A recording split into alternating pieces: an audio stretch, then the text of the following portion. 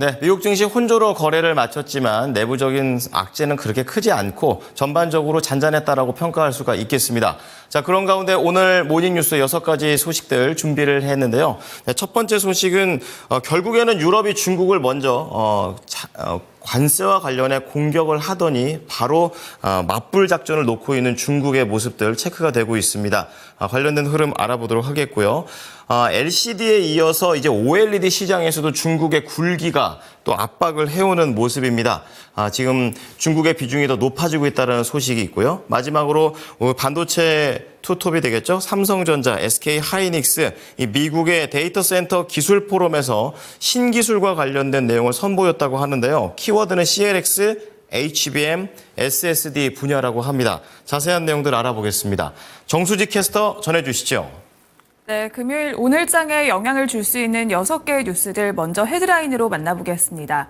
미국 대선을 3주 앞두고 바이든이 학자금 대출 6조 원을 추가 탕감하기로 결정했습니다. 중국이 수입 고배기량 차량에 대해서 관세 인상을 검토 중이라고 밝혔습니다. 젤렌스키 우크라이나 대통령이 북한이 총 10,000여 명을 러시아에 파병하기 위해 준비 중이라는 정보가 있다고 밝혔습니다. 한국이 주도하고 있는 OLED 시장에서 중국의 비중이 높아지고 있다는 분석이 나왔습니다. 애플이 아이폰 16 시리즈에서 패닉풀 현상을 조사하고 있습니다. 삼성전자와 SK하이닉스가 OCP 서밋에서 차세대 메모리를 선보였습니다. 먼저 미국 대선을 3주가량 앞둔 가운데 조 바이든 미국 대통령이 약 6조 원 규모의 추가 학자금 탕감을 발표했다는 소식입니다. PSLF 프로그램을 통해서 6만 명이 넘는 대출자에 학자금 45억 달러를 추가로 탕감한다고 밝혔는데요. 지금까지 학자금 부채를 탕감받은 대출자는 총 500만 명이고 규모로는 1,750억 달러로 백악관은 전했습니다. 학자금 대출 탕감은 임기 초부터 바이든 대통령이 역점을 두고 추진해왔던 정책입니다. 공화당은 이 사업이 대통령의 권한 남용이며 대학 교육을 받은 대출자에게만 혜택을 주고 다른 대출자는 혜택을 받지 못하는 불공정한 조치라고 주장해왔습니다. 해리스 부통령과 트럼프 전 대통령의 지지율 격차가 박빙인 가운데서 바이든 행정부의 이러한 조치가 오늘장 관련주에는 어떤 흐름을 주실지 지켜보시기 바랍니다. 대표적인 해리스 수혜주로 꼽히는 SDN과 CS윈드, 셀바스 헬스케어, 셀루메드, 그리고 LNF, LG 에너지 솔루션 등이 있습니다. 다음 소식은 중국이 수입 고배기량 자동차 관세 인상 등 방안을 검토하고 있다는 소식입니다. 고배기량 내연 기관차는 가솔린과 디젤 등을 연료로 하는 엔진 배기량 2,500cc 이상의 자동차를 가리키는데요. 인상하면 BMW와 벤츠 등 유럽 브랜드가 가장 먼저 타격을 받게 될 것이라고 전했습니다. 중국의 이런 움직임은 유럽연합이 지난 4일 27개 회원국을 통해서 이달 말부터 중국산 전기차에 대해 최고 45.3%의 관세를 부과하는 내용의 확정 관세안을 통과시킨 데 대한 대응으로 풀이되고 있습니다. 전기차 관세에 대한 반사이익을 기대하고 있는 국내 수혜주로는 에코프로머티와 LG 에너지 솔루션, 삼성 SDI, 현대차와 기아 등이 있습니다. 다음 소식은 볼로노미르 젤렌스키 우크라이나 대통령이 북한이 총 10,000여 명의 인력을 러시아에 파병하기 위해 준비 중이라는 정보가 있다고 밝혔다는 소식입니다. 젤렌스키 대통령은 특히 일부 장교들은 이미 러시아에 의해 점령당한 우크라이나 영토에 배치됐다고 말했습니다. 이어 이 문제를 미국과 조금 전 EU 정상들과도 논의했으며 두 번째 국가가 전쟁에 참전하는 것은 심각한 문제라며 이란도 러시아에 드론 미사일을 줬지만 공식적으로 인력을 지원하지는 않았다고 덧붙였습니다. 북한이 러우 전쟁에 참전할 가능성이 보이는 가운데 국내에서 관련주로 꼽히는 한화 에어로스페이스와 현대로템, 빅텍, 스페코, LIG 넥스원 등 방산 관련주들의 오늘장 흐름도 지켜보시길 바랍니다.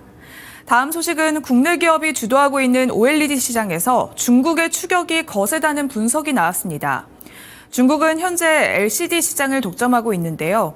특히 스마트폰뿐만 아니라 노트북과 태블릿 등 중소형 IT OLED 시장에서 중국 패널 업체 등이 공격적으로 시장 점유율 확대에 나서고 있습니다. 삼성 디스플레이와 LG 디스플레이를 제칠 가능성도 거론되고 있는 상황인데요. 중국이 스마트폰에 들어가는 모바일 OLED 비중을 꾸준히 늘리고 있었던 데에는 비보와 오포, 아노 등 주요 중국 스마트폰 업체들의 잇따른 폴더블폰 출시가 주요했다는 분석입니다. 과거 삼성 디스플레이가 갤럭시 시리즈와 함께 모바일용 OLED 시장 영향력을 키운 것처럼 중국 업체들도 이를 벤치마킹해서 자국의 세트 업체들과 시장에 성공적으로 침투했다는 설명입니다. 스마트폰뿐만 아니라 노트북과 태블릿에서도 중국 업체들의 추격이 거센데요. 한국 업체들의 올해 노트북 OLED 시장 점유율은 75.8%로 사상 처음으로 90% 이하를 기록할 것으로 옴디아는 전망했습니다. 국내 관련주들로는 LG 디스플레이와 이오테크닉스, 원익 IPS, 주성 엔지니어링, LX 세미콘 등이 있는데요. 국내 관련주들의 앞으로의 주가 전망은 어떨지 함께 지켜봐 주시길 바랍니다. 다음 뉴스는 애플이 아이폰 16 시리즈에서 발견되고 있는 패닉풀 현상을 조사하고 있는 것으로 알려졌습니다. 패닉풀은 기기가 사용자 조작 없이 꺼졌다 켜지거나 작동을 멈추는 이상 현상을 말하는데요. 최근 국내외 매체와 인터넷 커뮤니티에는 아이폰 16 프로와 프로 맥스 기종에서 패닉풀이 발생한다는 게시글이 여러 개 올라왔고 이 현상으로 인해서 새 제품으로 교환을 받았다는 사용자도 나왔습니다.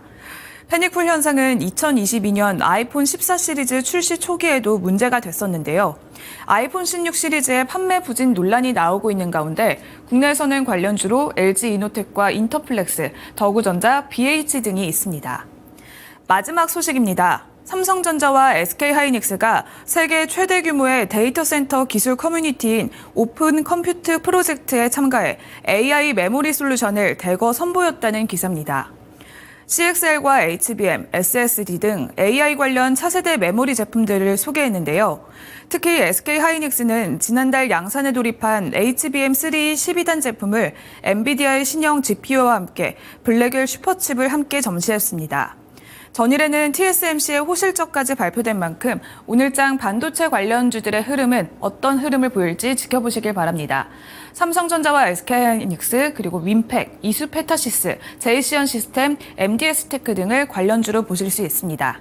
이상 6가지의 모닝뉴스 전해드렸습니다.